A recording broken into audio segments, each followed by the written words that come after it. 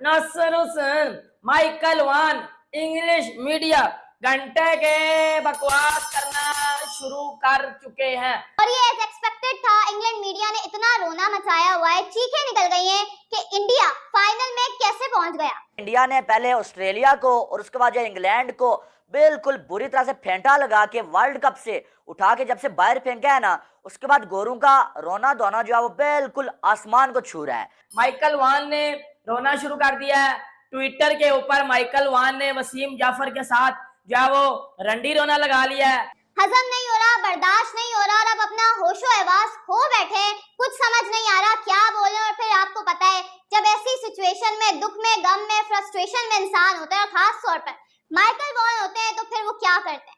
Michael वान जो रो रहे हैं भाई साहब इस टाइम, और माइकल वान ने इंडिया के हवाले से एक बड़ी घटिया सी स्टेटमेंट दिया मैच हारने के बाद। और माइकल वान ने जो है वो जिधर बैठ के, माइकल वान वर्ल्ड कप के हवाले से बैठ के बातचीत भी करता है, उधर भी माइकल वान ने जो है वो रोना शुरू कर दिया कि जी हमारे साथ चीटिंग हुई है। फिर वो फजूल किस्म की बातें करते हैं और आज भी उन्होंने सीरियस एलिगेशंस लगाई हैं, बेबुनियाद एलिगेशंस टीम इंडिया पर, आईसीसी पर लगाई है, लेकर बैठ गए अपना रोना धोना। ये लोग जो जलते क्यों हैं? ये लोग जो इंडिया की जीत और अपनी हार हजम क्यों नहीं कर पाते हैं? इंडिया चीटिंग कर गया है। उसके बाद नासिर हुसैन, आपको पता है ये वो लोग हैं, ये वो दो टके के लोग हैं, ये वो फुदड़ लोग हैं, ये जो वो घोड़े हैं।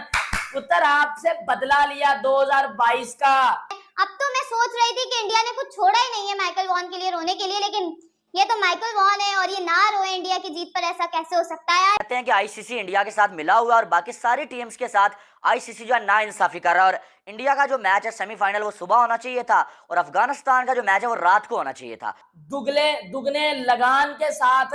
और आप जितना मर्जी इंडिया के ऊपर एलिगेशन लगा लो, आप जितना मर्जी ये कह लो कि जी हमारे साथ चीटिंग हुई है, हमें जान के हराया गया है, हमारे साथ ये किया गया, हमारे साथ वो किया गया। जय हिंद दोस्तों। सुपर 8 से बाहर होने के बाद ऑस्ट्रेलियन मीडिया का भिंडी रोना चालू हो गया था और वही हाल अब इंग्लैंड मीडिया का हुआ है। माइकल वॉन जैसे और नासिर हुसैन जैसों का रो रो कर बुरा हाल है। कोई पिच के ऊपर रो रहा है, कोई बॉलिंग के ऊपर रो रहा है और कोई आईसीसी के ऊपर रो रहा है, क्योंकि कोई कह रहा है कि पिच इंडिया के अनुकूल बनाई है, स्पिनरों को ज़्यादा मदद दे दी है, और कोई कह रहा है कि मैच सुबह होना चाहिए था, उसे शाम को कर रखा है। इंडियन मीडिया को पूरे ध्यान में रखा जा रहा है, पूरी इंडिया को ध्यान में रखा जा रहा है, जैसे ये टूर्नामेंट इंडिया को जिताने के लिए किया जा रहा है। तो पाकिस्तानी मीडिया ने साफ कह दिया है कि ये इनका भिंडी रोना चालू हो जाता है मैच हारने के बाद ही। ऐसा ही पिछले बार भी हुआ था और ये ऐसा ही अब हुआ है। और ऐसा ही इंग्लैंड सोच रहा था कि हम पहले बैटिंग इंडिया को दे देंगे तो 10 विकेट से मैच जीत जाएंगे, लेकिन इंडिया ने उनके बॉलरों ने ऐसी तैसी कर दी। तो चलिए देखते हैं पाकिस्तानी मीडिया वाले। उन्हें नहीं समझ आ रहा कि वो इस पर क्या बात बोले, क्या नहीं बोले, और फिर वो बौखलाहट का शिकार होकर फजूल किस्म के एलिगेशंस लगाने पर उतर आए। वो मोइन अली बाबा, वो आदिल रशीद फदड़, वो क्या उनको गली क्रिकेट खिलाते हो?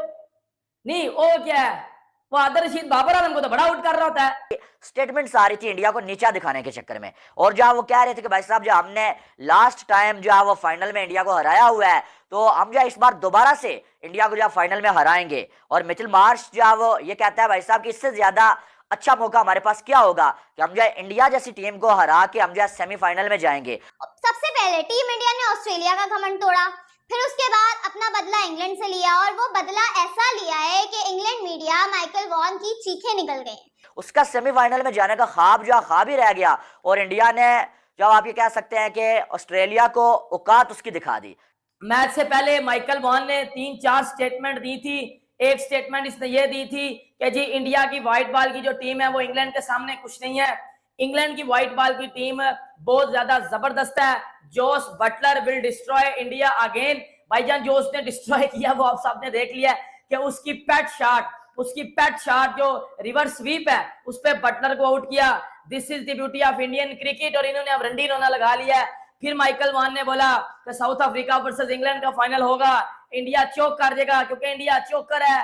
टीम इंडिया की कल की परफॉर्मेंस मुंह बोलता सबूत है कि अगर आप अच्छी सिलेक्शन करोगे, अगर आपके प्लेयर्स हर किस्म के ग्राउंड में खेलने के लिए तैयार होंगे। अगर आपके पास क्वालिटी स्पिनर्स होंगे, आपके पास क्वालिटी पेसर्स होंगे, तो आप दुनिया की किसी भी टीम को हरा सकते हैं, वो भी किसी भी ग्राउंड में। इंग्लैंड की टीम ने जब इंडिया को बैटिंग दे दी, इस वजह से यार लास्ट टाइम जब हमने सेमीफाइनल में इंडिया को बाहर किया था तो हमने बाद में बैटिंग की थी और हमने 10 विकेटों से मैच जीत लिया था। तो आज भी हम ऐसा ही करते हैं, शायद बाद में हम वो टारगेट चेस कर लें, इंडिया पे प्रेशर डाल लें। नासिर हुसैन ने भी बोला था कि इंडिया अब उस स्टेज में आ चुका है कि एक भी मैच हारेगा तो बाहर हो जाएगा। ये वो मैच है इंग्लैंड वाला जिसमें इंडिया हारेगा।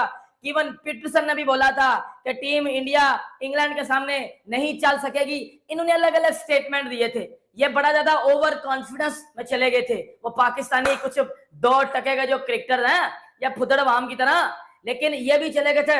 लेकिन फिर रात को रोहित शर्मा ने पकड़ के बजा दिया रात को रोहित शर्मा ने पकड़ के।